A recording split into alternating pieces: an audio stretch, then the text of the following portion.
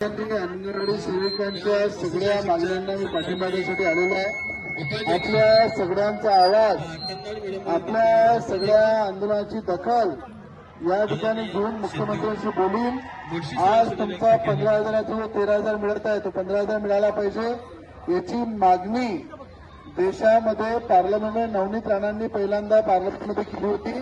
त्यानंतर आणि मुख्यमंत्री देवाभाऊ हे प्रत्येक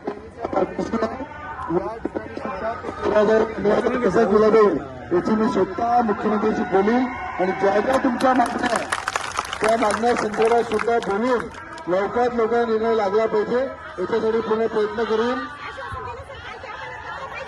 तुम्ही एक लक्षात ठेवा, या राज्याचे मुख्यमंत्री देवाभाऊ आहे, ज्यांच्या नावातच भाऊ आहे तर बहिणीला कधी उपाशी ठेवणार नाही असा भाऊ आहे। सत्ताना न्यायाधीश शब्द देतो आणि हे तुमचा आवाज, तुमच्या मागण्या मुख्यमंत्र्यांपर्यंत परत आज मी पोहोचवतो आणि मला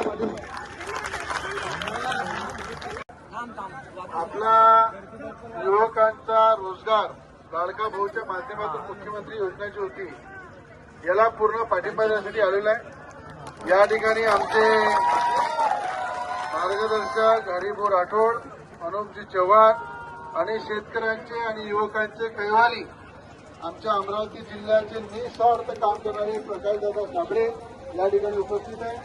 आणि खऱ्या अर्थानं मला असं वाटतं की ही योजना सगळ्या युवकांना रोजगार देण्यासाठी सुरू केली होती।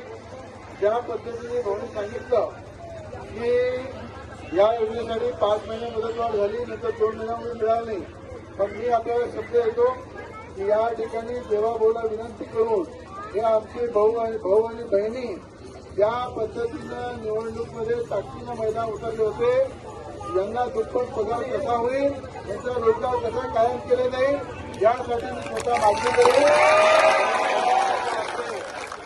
आज तुमच्या तरुणाच्या हाताला काम देण्यासाठी सरकारची पुढे आली आणि सरकारचं धोरण आहे प्रत्येक युवकाच्या हाताला काम मिळालं पाहिजे आणि मुख्यमंत्र्यांनी तरुण लोकांना या ठिकाणी लाडका भाऊ योजना आणून या ठिकाणी अनेकांनी तुम्ही घराघरामध्ये प्रचार करून जी मेहनत केली, सरकार आणण्यासाठी मेहनत केली, ते कधी देवाभाऊ विसरू शकत नाही।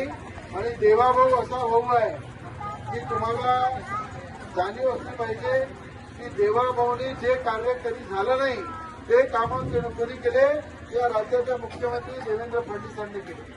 आणि हे तुमची मागणी त्यांच्या कानापर्यंत पोहोचणं, तुम्हाला न्याय मिळवून देणं, जसा या ठिकाणी प्रकाशजी साबळेंचं कर्तव्य आहे, चव्हाण साहेबांचं कर्तव्य आहे, राठोड साहेबांचं कर्तव्य आहे, त्याच पद्धतीनं माझं सुद्धा कर्तव्य आहे, ते प्रामाणिकपणे मी करीन हे आपल्याला तुम्हाला सांगण्यासाठी आलेलं आहे।